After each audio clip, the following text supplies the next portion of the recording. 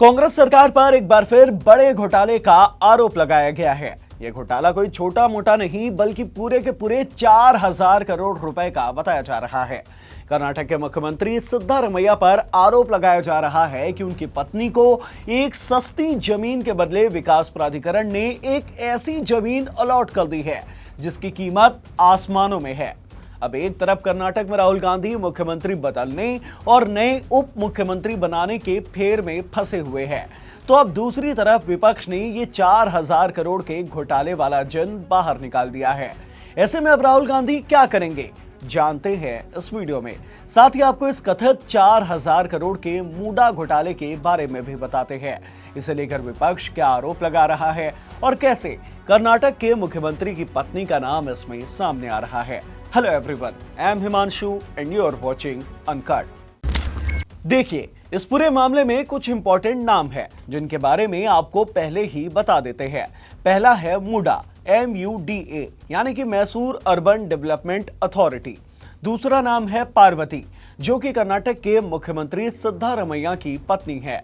और जो तीसरा नाम है वो है 50-50 रेशियो वाले नियम का। अब इन्हीं तीनों चीजों के बीच ये पूरी कहानी बुनी हुई है। आपको शुरुआत से बताते हैं कि क्या कुछ हुआ है और किस तरह से 4000 करोड़ के घोटाले का आरोप लगाया गया है। शुरुआत करते हैं मूडा से।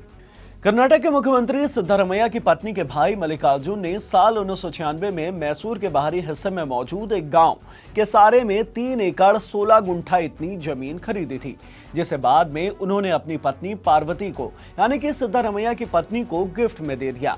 ये जमीन अभी मैसूर के आउटर रिंग रोड के पास मौजूद है और बेंगलुरु से करीब 140 किलोमीटर दूर है।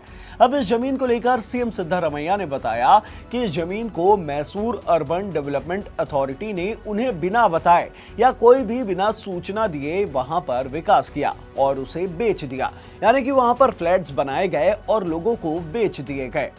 ऐसे में सिद्धारमैया की पत्नी ने इस जमीन के बदले मुआवजे को लेकर विकास प्राधिकरण को आवेदन किया।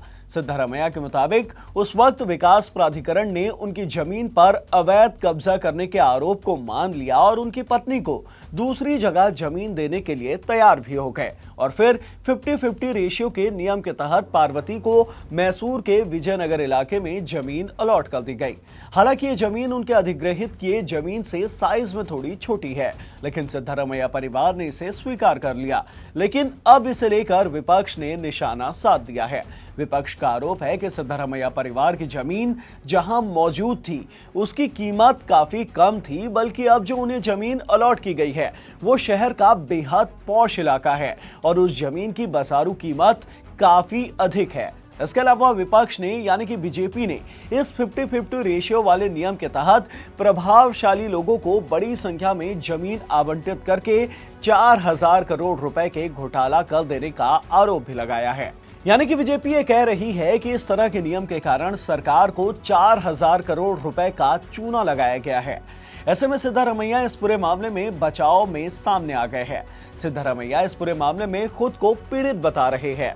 सिद्धारमैया ने सफाई देते हुए कहा कि जब साल 2014 में मैं सीएम था तो पत्नी ने मुआवजा के लिए आवेदन किया। हालांकि मैंने अपनी पत्नी को यह कहते हुए इनकार कर दिया था कि जब तक मैं सीएम हूं तब तक मुआवजे के लिए आवेदन दायर न किया जाए। बाद में 2020-21 में जब बीजेपी की सरकार थी तब पत्नी ने मुआवजे के लिए आवेदन दायर किया था और बीजेपी सरकार ने उन्हें ये जमीन आवंटित की। बीजेपी सिर्फ मेरे खिलाफ झूठे आरोप लगाने की कोशिश कर रही है। यानी कि सिद्धारमैया ने इस पूरे मामले को पलटने की कोशिश की है। सिद्धारमैया का कहना है कि एक तो ये जमीन खुद बीजेपी सरकार के वक्त उनकी पत्नी को अलॉट की गई और वो भी जितनी मिलनी चाहिए उससे काफी कम की गई, और अब खुद मुझ पर आरोप लगा रहे हैं कि मैंने घोटाला कर दिया है। सिद्धारमैया के अलावा उनके कानूनी सलाहकार AS पुन्नाना ने भी इस पूरे मामले में सफाई पेश की है। AS पुन्नाना ने बताया कि 50-50 रेशियो नियम के तहत पार्वती को विजयनगर में वैकल्पिक जमीन दी गई। जमीन के बदले जमीन मामले में पार्वती को नुकसान हुआ। केसारे में पार्वती की 1,48,104 वर्ग फीट जमीन अधिग्रहित हुई थी और मुआवजे के रूप में उन्हें दक्षिण मैसूर के विजयनगर में 38,284 वर्ग फीट जमीन मिली। भूमि अधिग्रहण अधिनियम नियम के तहत पार्वती सरकार से 57 करोड़ रुपए ज्यादा पाने की हकदार है, क्योंकि उन्हें मुआवजे के रूप में जो प्लॉट दिए गए उनका मूल्य सिर्फ 15-16 करोड़ रुपए है। यानी कि केसारे गांव में उनकी मूल स्वामित्व वाली जमीन से बहुत कम है। ये भी कहा जा रहा है कि सरकार पर पार्वती का 57 करोड़ रुपए बकाया हो गया है।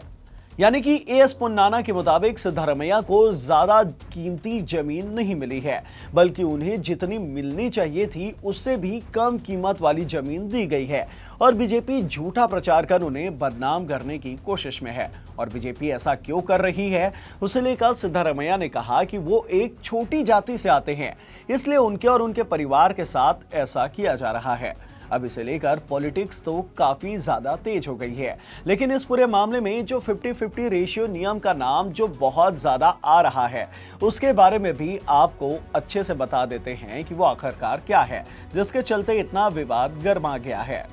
देखिए, साल 2020 के नवंबर महीने में मैसूर अर्बन डेवलपमेंट अथॉरिटी एक नियम लेकर आई थी, जिसे नाम दिया गया था 50-50 रेशियो नियम।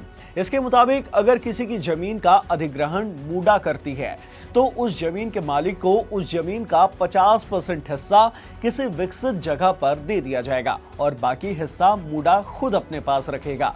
यानी कि अगर मूडा किसी के 1 एकड़ जमीन का अधिग्रहण करती है तो उसके बदले मूडा उस जमीन के मालिक को किसी डेवलप्ड जगह पर आधा एकड़ जमीन दे देगी। अब इस नियम के तहत मूडा ने काम करना शुरू किया तो खूब विवाद होना शुरू हो गया था।